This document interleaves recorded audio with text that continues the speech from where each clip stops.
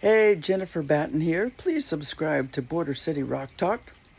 I played with Michael Jackson for 10 years and played with Jeff Beck for 3 years and did a couple albums with him.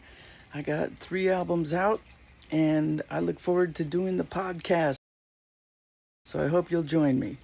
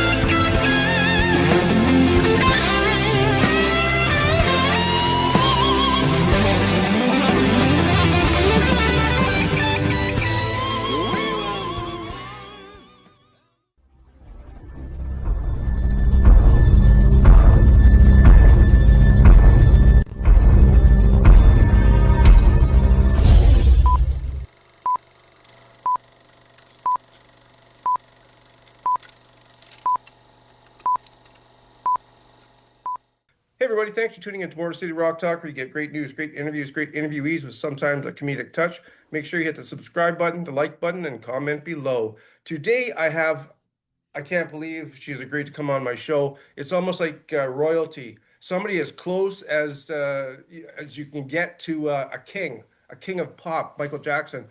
Guitar legend, Jennifer Batten. How are you doing, Jennifer?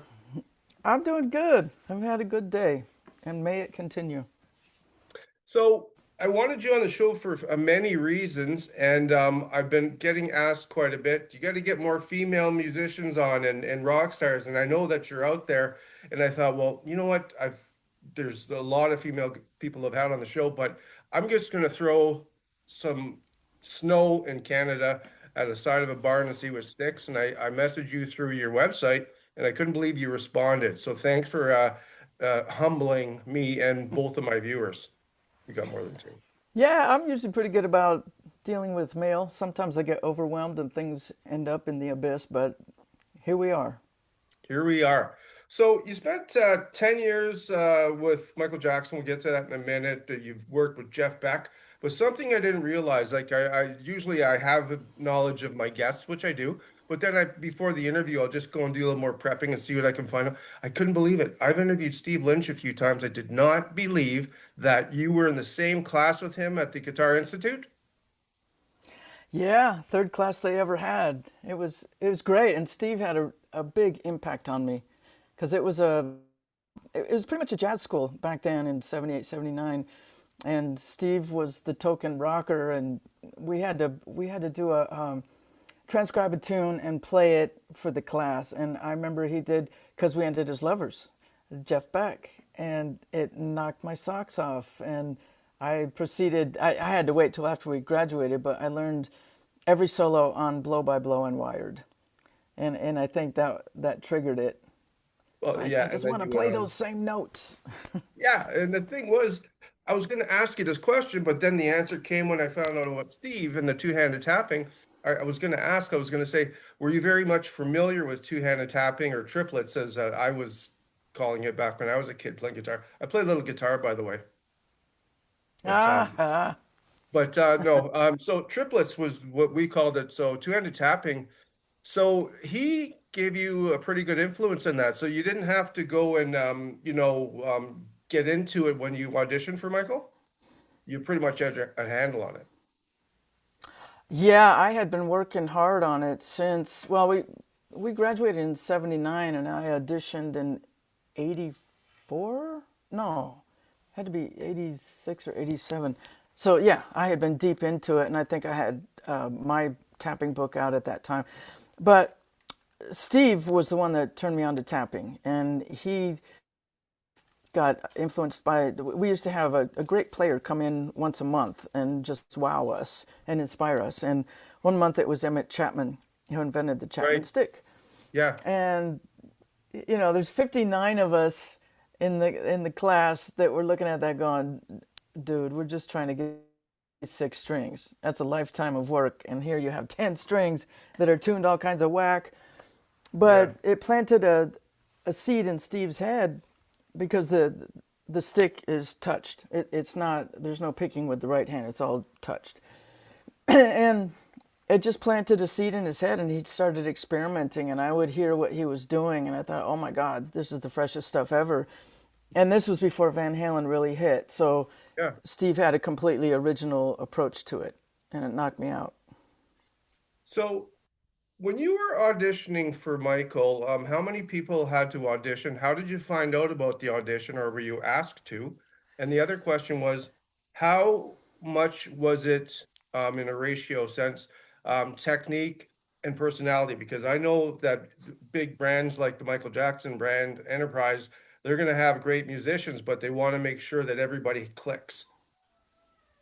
I think he took a gamble on me, honestly. Um, Did he make the final decision? oh, yeah. Wow. Yeah, thankfully he wasn't there at the auditions. I heard they auditioned 100 people, so it took days, and we had our time slots. And I asked when the last possible time I could audition would be so I could stay home and learn the tunes and cancel all my students and just focus on it. And I went in a few days later, and I already knew the Beat It solo because I had been playing it in a cover band for a couple of years since it came out in '84, I guess. And it was pretty wild because I stayed home to learn all of his hits, and then when I went in for the audition, there was just a guy with a video camera, and the only guidance I was given was to play something funky, because that would be 99% of my job during the show is playing parts. Right. And so I started with some clean groove, and then I started improvising a solo. I played the giant step solo that ended up on my first record, which Mhm. was just a demo at that time. And then I finished with the Beat It solo because I thought he might find that useful. And 20 years later, there was a guy making a film. I don't think it's ever come out, but it's on female guitar players.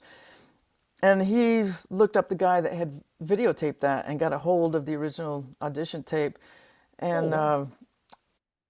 also had, there was a paper inside of it where Michael was making notes.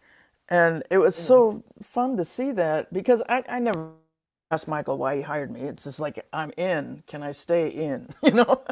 yeah. And he wrote a bunch of stars next to my name and wrote great. And I thought, I want to frame that, because it was kind of wild. Because even after I got hired, I didn't know I was hired. Honestly, they just said, okay, Michael's interested. Come down, play with the band, and see how it goes. Yeah. And week after week, I was subbing out my gigs, and I got a passport. And next thing I know, I have a ticket to Tokyo. But nobody ever said, "Yeah, you're in. We're taking off for a year and a half." They never sent me home. So 10 So there years was no later, contract signed at any point? well, sure, yeah, there Eventually. was, yeah, there was, and what they call NDA, so that you don't give away the secrets Non-disclosure. of what people are supposed to, Yeah, what they yeah, will witness. yeah. Yeah, Well, and that's it was kind of wild. yeah, you've toured. How many countries do you think you have hit? Because I'm going to say 110. It's not that many, but you know what? I have a fantastic app that keeps track of all my travel called Trip It. And without it, I would be so lost and fumbling for papers. And one thing it does, I've been with them since 2012, so that was after the Beck tour and Yeah. the Michael tour. But I've gone 1.5 million miles, and it tells me I think I could have traveled around the globe 44 times. I've had 260 trips since then, and the point tracker is just insane to because I don't think about it. It's just like there's the next Yeah. gig, and I get on Yeah. a plane. Total days of travel 1,570 countries visited. It says 41. So 41? yeah, it doesn't sound like much, Doesn't sound like it because I would think, but I mean, That's only the flights. Once I land, we drive to Yeah, different you could drive from places. Cambodia to Vietnam to Laos if you're in that Yeah, part of. have So not yeah. played any of those. Oh, But we okay. did go to Thailand and India and some exotic places like that. And so I heard. Well, tell us. I mean, you can't not ask a question like this, but is there something you haven't told anybody else that you're just going to tell us for the first time that was something interesting that happened on one of the tours? Pretty sure it's going to be that's going to be one a hell of a tough question. It is because it's so many years ago now. I mean, God, I've written down a lot just to purge it out of my brain, but Yeah. that's a lot of years. Well, didn't I can't. they shut down in Tokyo or something? They shut down a zoo for you guys? They shut down Disneyland, and Michael's Oh, film called Captain EO was playing there at the time. And they shut it down for a couple hours at the end of the day, okay. and it was so spoiled. I mean, normally you have to sit there and be in line for maybe an hour or more to get on a roller coaster that lasts 3 minutes. And since we were the only ones, we'd go on the roller coaster, and at the end, they'd look at us and go, "Well, want to go again?" Yeah. So ever since then, I do not like to wait in line for anything. So I one mean, thing one go thing ahead. Michael Jackson taught you is to be impatient. I can't blame that on him, but it certainly No, no, helped. I'm not. No, I'm not. So for the last so many years, there's the Michael tour that's been going around the world. You participated in that a few times, the Michael The experience? touring with him? No, no, no, So, the Michael experience. Since tour 2021. I'm in four different tributes, and I've probably played in a dozen, and I cannot keep the names of them straight. I Yeah, yeah. oh, the experience, was that the German one? Yeah, yeah. Yeah, yeah. I only did that for a couple weeks last year. Okay.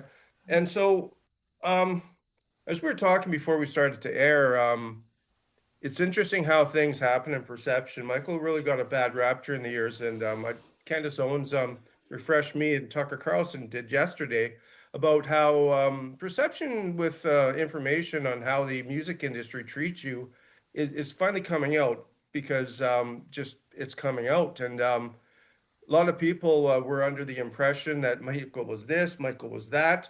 But all that aside, I'll put a link below, guys. Check out the interview with Candace Owens about Michael and how she thinks he got basically framed.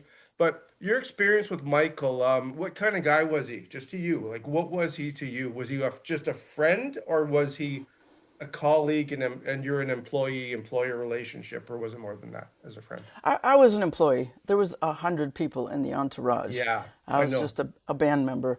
Although, especially during the Bad Tour, we rehearsed for 2 months, and so we all had access to him during breaks. He was very kind, very respectful, just a wonderful person. In fact, here's a little tidbit that was hilarious. This was the Dangerous tour, and Saida Garrett was with us singing. And they called it the cherry picker, the big arm that went over the audience, where Yeah. in the beginning of Beat It, he would be in it, and there'd be fans blowing his cape. And he went out there during rehearsal, and the thing kind of tanked like this. Oh So he no. was hanging on for dear life, and everybody's on their radios. The boss is in trouble. Bring him back up. And so he didn't get hurt, but they brought him back up. And first thing he did, he went to a microphone and he goes, "You know, I don't mean to pull rank, but this needs to be fixed." you know, which is pretty mild because there's a lot of acts out there that would have just fired people and had a Oh yeah. rant and Michael, I mean, he was such a pro. He'd been doing it since he was 5, so he'd seen Yeah. one of everything happen. So he was so basically behind the scenes he was known as the boss. Sure. Is that Yeah, right? yeah. Yeah. There's the final decisions for sure. Although there were some decisions made without him that kicked people in the ass. Like when we went out on the Bad Tour, I had the fiber optic in my hair and a computer operator that would change the colors as I walked across the stage. And well, we started out indoors in Tokyo. And when we went to Europe, our first stop was Rome, and it was summer, so it didn't get dark out. So you really couldn't see the effect of the lights. Right. And so people kept the computer operator home that managed the colors of, well, Okay. I had a headdress and I had fiber optic surrounding my guitar, and they would all change colors as I did the beat it solo. You even had And laser no, coming out. I had all kinds of stuff coming out of that guitar. Same. Fire. I ended up at the hospital one time. Tell us about that. Yeah, well, I got burned. But back to the other story. Nobody told Michael that the computer operator wasn't going to be there because Oh, it was too light out to see the full effect. And I mean, nobody even told him. So, and they left a lot of lights back also in the U.S. okay. He was not happy about that.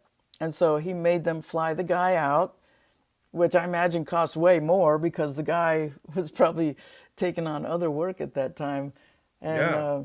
so let that be a lesson to the people that don't talk to the boss. Well, for sure. Oh, yeah, the burn. Not I not that had, not that I'm enjoying hearing about you being burned, but I'm sure that it would be an interesting story. yeah, the pyro guy, this was on the history tour. I was used to, had a guitar made, like I'd play the beat it solo, and then I'd go back, and at the very end of the song, I'd grab a prank guitar that I don't think it was even playable, but it was just for the end where people are spinning and there's all kinds of noise and chaos happening to end the song. And I would run up front, and in the back of the guitar, there was a handle, and I would push a trigger, and smoke would come out the front of it, and then I'd hit another trigger and fire would come out the headstock. Well, in the beginning of the history tour, I wasn't sleeping. I was finishing a record, I was doing these long rehearsals, and my mother was dying. Oh, I'm sorry. So there was a whole lot of stuff on my Hmm. plate, and I wasn't thinking straight. And the pyro guy said, okay, he showed me a new guitar that was going to trigger in a new way. And he said, this will be ready for tomorrow, but it's not ready for today's rundown. And, that information came in and went out, and I triggered the old guitar in the new way and ended up with a second degree burn on my wrist. And Wow. Michael's only comment was, she's not going to want to do that anymore, is she? Was your comment, am I getting paid for this? Yeah, that'd be like workers' comp for sure, but well, at least you didn't get seriously burned because yeah, as you know, there's a lot of acts out there that pyro goes bad and it goes real bad. So Yeah, I spent a lot of time talking to the pyro guy, and there's not a lot of regulation. I mean, really? for a big show like that, especially, you have to bring in the fire department. And there would always be three or four guys, and you would have to, whatever they wanted to see, you had to show it to them well before the show so they Okay. could see if it was in their regulation. But I mean, regulation as far as there's no real school that people go to. They Yeah. just start by blowing up stuff, and yeah, well, my tech on the bad tour blew up his hand that way. He used to be a guitar player, and now it's all mangled and torched. So there's no school for pyro. You just kind of got Yeah. to learn it and apprentice with people that have done it before you, kind of. Yeah. I mean, here's my first mistake. I've got three fingers left, and so we won't do that again. Oh, there's been, I heard many stories from him that oof, give me the heebie-jeebies. EBGBs. So Jeff Beck, you go Yes. from being a fan of him. How did you get in with Jeff Beck? I joke with people that You I toured with stalked him for him. a couple of years and did a couple albums, correct? Yeah, yeah. I was just a fan, and I really wanted to meet him. I was so obsessed with his music. I learned every solo on Blow by Blow and Wired, and then started on There and Back, and saw every video I could get my hands on. And this was well before the internet, so it wasn't all that Mhm. easy to get a hold of stuff. You'd have to know somebody that knew somebody that would get you a bootleg of this and that. And I just wanted an autograph. And there was a guy on the Bad Tour that had done some teching for Jeff when he was out with Jan Hammer. They said, "Oh, you're into Jeff? I can hook you guys up." Well, the bastard didn't do it. So, Oh, wow. fast forward, there's another tour coming, the Dangerous Tour in '92, and that was my mission of the whole tour, was to meet him because I knew we were going to England. And after every show, there'd be Sony reps there, and I'd ask them, "Anybody know Jeff? Anybody get him to a show?" And eventually somebody came through. And so we did, God, I don't know, 6 or 8 shows at Wembley Stadium. And so this person from Sony arranged for tickets and VIP parking. And there was a couple opening acts that went on. And then Michael canceled the show. I don't even know why, but he must have been sick or just not Yeah, feeling it. yeah. 80,000 pissed off people. And I That's didn't one know of that your Jeff had been smaller turned away at the shows, gate. right? 80,000? Well, Yeah, no, you performed in front of 1.6 billion. that's through television. Oh, well, yeah, I guess. Okay. Yeah, 80,000. Well, actually, the biggest audience was, I think, 140, 150,000 in an open field in Liverpool. So that Wow. that's a hell of a lot of people. I would That's a not even go to a show with that many people. Yeah, what's the point, right? Like, unless you have binoculars and somebody up in Yeah, front to tell you what's going on, really, you can't see nothing. But you'd be the first yeah, to get to the yeah, pisser at the back. Hey, yeah. Well, they did have big jumbotron screens back then, so you could see. yeah, But I just don't like to be in crowds that big and take hours to get out of there. That's not my yeah. thing. What was the question? I went left somehow. You were talking about Jeff and meeting him, Oh, yeah, getting yeah. to meet him. So anyway, he was turned away at the gate, and I called him and said, "Man, I don't know when or if they're going to make up the show, but can I meet you anyway?" And he said, "Sure."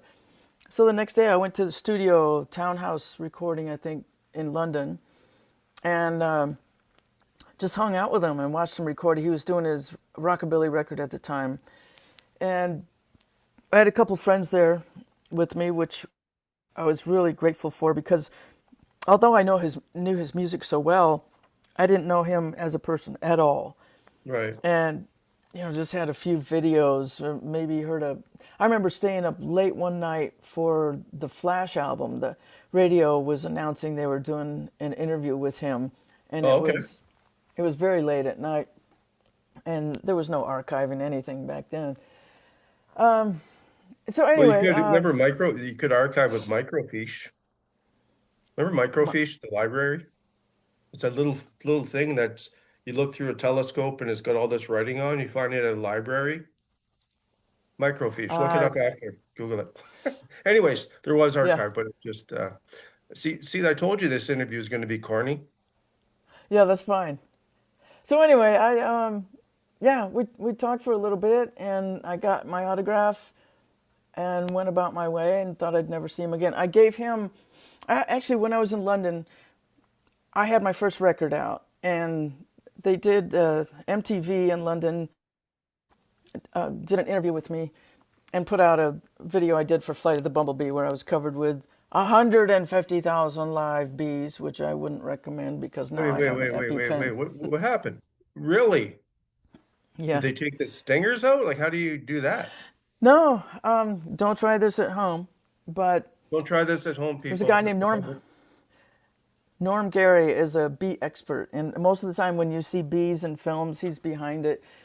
And he developed a synthetic queen bee odor liquid. So he'd put drops on my uniform and remove the queen bee from the hive so they wouldn't feel protective. And so he would just scoop up these scoopfuls of bees and put them on my suit. I had a one-piece suit, and because of the queen bee odor drops, they just stay there. They just crawled for an hour for the whole shoot. And so you see a time lapse of more and more and more bees. And then at the end of it, he goes, "Okay, now's the hard part, getting them off." Really? Which I had not thought that far ahead. I thought, well, you got it handled, don't you? You just take And off your jacket and you run. nope, you smoke them. There's a Oh, smoke okay. machine.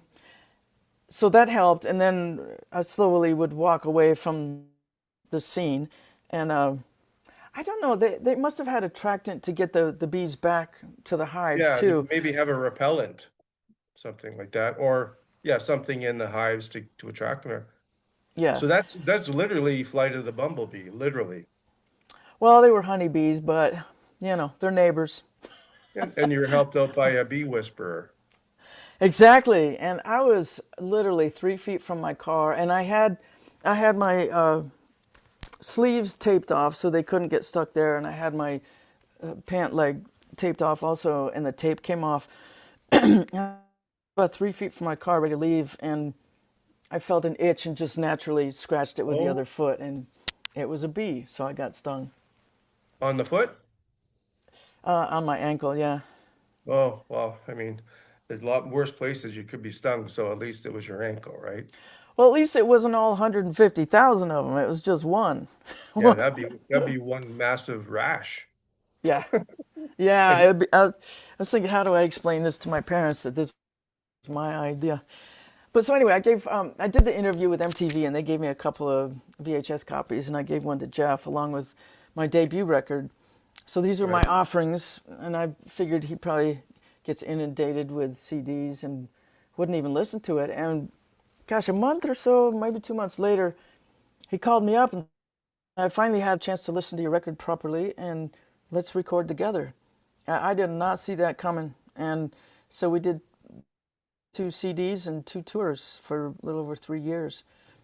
So it was that's the height of my career. I mean, it was wonderful playing with Michael. I mean, that's a real blessing, and I was a fan of his music. But Jeff remains the number one god of guitar in my book. So to just to hang with him and hear his ideas on the bus, and Mhm. we'd be listening to all kinds of music, and just to hear what he thought of it. There was so many enlightening things I heard, just not even being on stage, just being around him, that was Right. so valuable. So yeah, I've had some So that would have been great the breaks. highlight of your career. And that says a lot. I mean, you worked with Michael, but like you said, you were probably very cordial. He was respectful to you and you to him, but you're an employee. Whereas with Jeff, it seems like you guys are good friends. Yeah, yeah, we stayed You in you touch related through the to the guitar end. as In well. fact, yeah, I saw his last tour before he passed down in Houston. Yeah, we send each other memes and goofy stuff all the time. He was a big fan of comedy, and most of his close friends were comedians. So Really? it was always a blast. Yeah. Well, that would have been interesting Yeah. to know. So when's the Yeah. last time you were recognized outside of obvious coming off stage with a guitar? Last time Or I was being, recognized? yeah, yeah, outside it, I want to see something unique, not coming out of a NAM show or not coming off Yeah. stage, like being somewhere and somebody comes up and says, "Hey, aren't you Jennifer Batten?" And you're like, It somewhere it happened in airports because it's airports. other Yeah. traveling musicians usually. Okay. God, another time happened recently, and I can't tell you where I was in the world or what the situation was. No idea. Interesting. So I'm sure I mean, that, I don't have the tall hair usually. I only wear that for stage, so I go semi incognito except for the strawberry shortcake hair. yeah, yeah. And with that hairs, I mean, I'm pretty sure there's a lot of hairspray in the hair that they use. When you got that flash burn on your wrist, you're lucky you didn't just go up in flames. Yeah, like a All right. tea commercial, right? Yeah. Yeah. Yeah, I was very lucky. It wasn't worse than it was. Wouldn't recommend having a guitar that blows up. But nowadays, you can have these things that are really safe. These sparklers that are cold, Yeah. and nothing's going to go up. Get a gel on you So, that's fire retardant, so you don't have to worry about it. Yeah. yeah, I don't get that deep anymore. No. So, I'm asking these questions to people that I'm interviewing recently because it's coming out September. This is Spinal Tap, the end of the beginning or something. Are you looking forward to that movie? Oh, very much. In part because I got to play with them. I Oh, is played that with right? them. Yeah, it was funny. We were rehearsing in the same building in Leeds in North Hollywood. And somebody told me that they were next door, and I go, "Oh, I got to get an autograph on my guitar." So I got Nigel Tufnell and David St. Hubbins. Hubbins. And then fast forward, I take that guitar to London. I did a guitar workshop. Actually, I think this was the second time I met Jeff. I didn't know that he was there at the workshop, and it was my birthday. And after I came off stage, he was in my dressing room, and we ended up going out for chocolate cake and champagne and stuff. Anyway, I gave him that guitar as well, and he's looking at the back going, Nigel Tufnell, because I wanted him to sign it too. And he goes, Yeah. I'm gonna need to draw an air pocket. So he draws these two lines and puts a bunch of dots between Nigel and his own signature. Wow. I Yeah, mean, did Derek Smalls sign it too, or Harry Sure? he didn't. He didn't. But at the show that we did, I have pictures of him kissing my cheek. He was going for the lips, and I'm thinking, in the movie, he had herpes. Stay the hell away from my lips. Oh, Yeah. we played, was it Break Like the Wind, I think. Yeah, yeah. So you're Yeah. talking about this was like way back in the day when the original This Is Spinal Tap had come out? It was long after the movie, but Because yeah, they would do the free gosh, the oddball touring. I think this, well, it was 92. It was the Okay, yeah. 92 tour, the Dangerous tour around that time. And they did a date at Universal Studios in LA. So, yeah. Amazing. Everybody go down below. I'll put a link. I interviewed Harry too. I don't know how I got that interview as well. I think I just hit him up on Twitter and he's like, okay. I'm like, it's just an imposter. Yeah, we talked about The Simpsons and Spinal Uh, Tap. But no, I'm looking forward to that freaking movie. Like all the cast who's in there. They got Paul McCartney, Elton John. wow. You Yeah, seen the everybody wants trailer to be yet? in that. I did. You did, It's yeah. fantastic. Yeah. Yeah. So that's gonna be great. So I won't keep you too much longer. Buckethead. Tell us Yeah. about Buckethead. The Bucket. I met him when he was 16 in LA. And I tell this story that he sent me a love letter. He's 16. And he had listed the reasons that we would make a good couple. And What were they? I don't remember, but I was much older. You remember. You just don't want to tell No. us.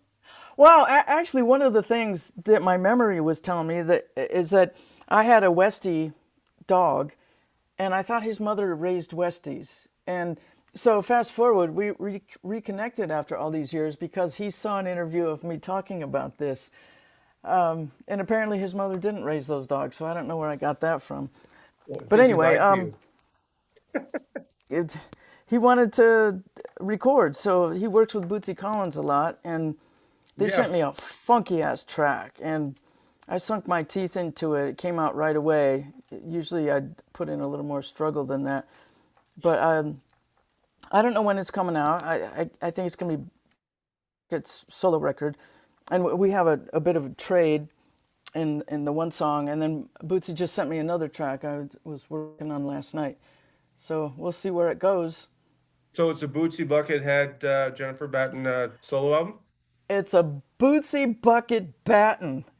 Bo- Triple B. Well, Billy Sheen's on it too. There's another B. Billy Yeah. Sheehan. Yeah, I'll put a link down below. I mean, we're gonna run out of space. Yeah. So I so don't Billy, think I'm doing the whole album. I'm just doing a couple tracks. right on. Well, I mean, oh my God. Hey, Buckethead, if you want to come on a show, I'll put on a bucket too. He's amazing. He's amazing. So couple cliche questions for you. As I have mostly American subscribers, but I live in Canada, right on the border with our fine sister city, Sault Ste. Marie, Michigan. I do ask this question: favorite Canadian band artist or celebrity or personality besides Rush? It's so tough because I'm not always aware when people are Canadian. Oh, they Well, say Pete Thorne. Pete right? Thorne is out playing with Steve Vai now. He was a student of mine back in the day, and Oh, it's so wow. fun to see how far he's come. I'm so proud of him. He's got a hell of a following on YouTube on Sundays Yeah, talking about gear. Really, really sweet guy. I'm gonna run to you, Brian Adams. yeah. I got that the other Yeah. day. I was talking to Andy from Halloween. He said Brian Adams as well. Yeah, Brian Adams has a he's really a mix. He's not necessarily a hard rock, but he can be hard rock. So Brian Adams is a great choice. Um, right now, are you working on anything like a biography or any kind of like you've done a bunch of, you know, guitar licks videos back in the day, but are you working on anything on the side right now? I am working on a biography, but it's really slow. I'll say I did a bunch of chapters after Michael passed, and I did even more after Jeff passed, and just trying to make sense of it all instead of all these random vignettes is the hard Yeah. thing.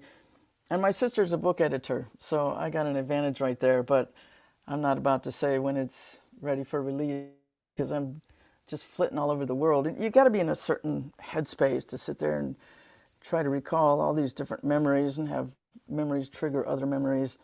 And it's such a drag all these years later how much I've forgotten. So much Yeah. of it was before the smartphone. Otherwise, I would have film of everything. Yeah. But So, the thing is too, like I mean, I've got a pretty good attention span for things I want to have attention to, but for me to write down stuff, you screw that. I'll talk, and then if yeah. you want to record it, not that people record me, but I'm saying for you, you'd be able to just talk into a phone and for a couple of years, just put down things, then you hand it to somebody and they come back with, oh geez, this sounds great. Yeah, that's the way I'm doing it for sure. Speech to text, and you know how many mistakes that makes. You go back and read it Oh and go, yeah, what the hell did that even mean? yeah. Or what did you call me? Something like that. Yeah. What you talking about, Willis? So Okay, it'll be so it'll be out at some point. okay. Well, I'll put links down below, everybody, for Jennifer. Check out if she's coming to a venue near you. If you plan on doing some shows with the Triple B. Oh, what's the opposite of unsubscribe? Subscribe. Everybody do as Jennifer Batten says, or she'll come and batten you in the head and subscribe to the channel. Yeah. Thanks so much. Thanks so much, Jennifer. You've been a pleasure. Well, thank you.